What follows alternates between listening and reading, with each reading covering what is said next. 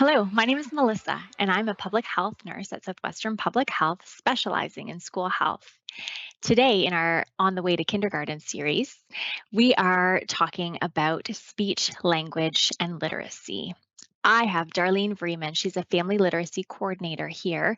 And today we're going to discuss cognitive milestones for 4 to 5 year olds, the best practices of early literacy, and how to use those best practices when reading to your child. So, welcome, Darlene. Thanks for joining us. Thank you. I'm glad to be here today.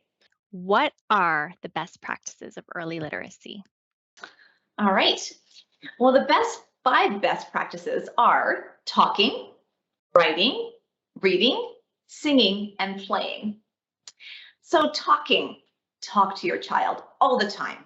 Use different words to describe the same thing increases your child's vocabulary. So, things like your teddy bear is soft, fuzzy, furry, cuddly, instead of just saying you have a fuzzy bear. For writing, draw shapes, practice writing letters in sand or in rice, any type of arts and crafts, anything actually that develops those fine motor skills. And of course, read to your child every day. Just flat out read to your child every single day. And a lot of parents find that the simplest way to incorporate that is as part of a bedtime routine. And then there's singing. Songs break down words into smaller pieces. So your child begins to understand that there are actually parts to words, which is kind of cool.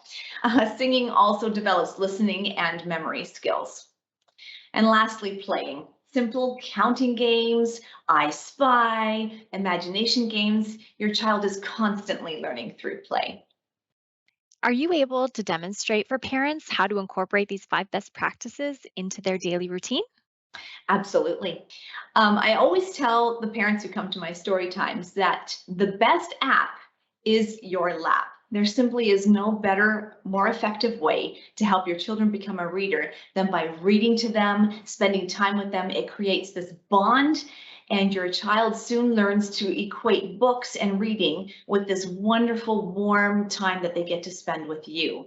Also, reading with your child develops vocabulary, comprehension, and general knowledge needed to understand other books and stories when they are older. Reading introduces children to rare words, stuff that you wouldn't hear in everyday conversation. Again, that increases their vocabulary. And I always like to tell my parents, be a role model. Get caught reading by your child. They look to you to make sense of their world. And if they see you enjoying books, they will be more open to enjoying books as well. And above all, you don't have to be a good reader to read well. So how do you read well? By using the other best practices. So example, talking to your child, talk to your child about the book. It starts with the cover. You can talk about, oh, there's a cow and a pig. What do you think's happening here? Looks like the cow's trying to sleep. And if I look, oh, I see a moon up in the sky. It must be bedtime. Can you see any stars? Can you point them to me? So that's one way to start talking about the book to your child, right with the cover. And then writing.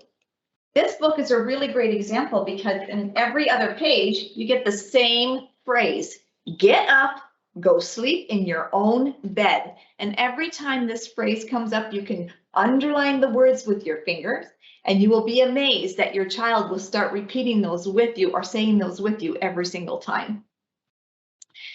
When you play, when you're reading a book, you're using funny voices, you're being silly, you're just having fun together. So for example, you could use an accent.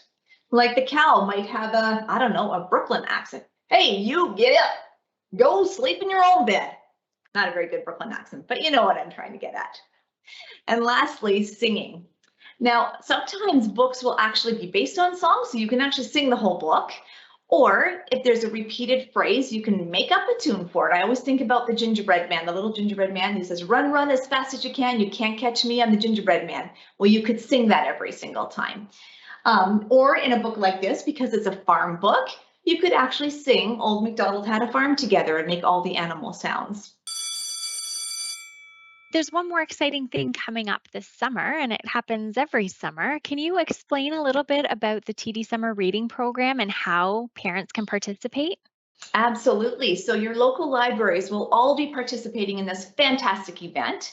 and we'll likely be advertising it soon. So head out to your local library at the end of June and sign up for Summer Reading Club. Most libraries have programs and activities associated and often prizes as well, but it's a really great way to keep your child reading during the summer.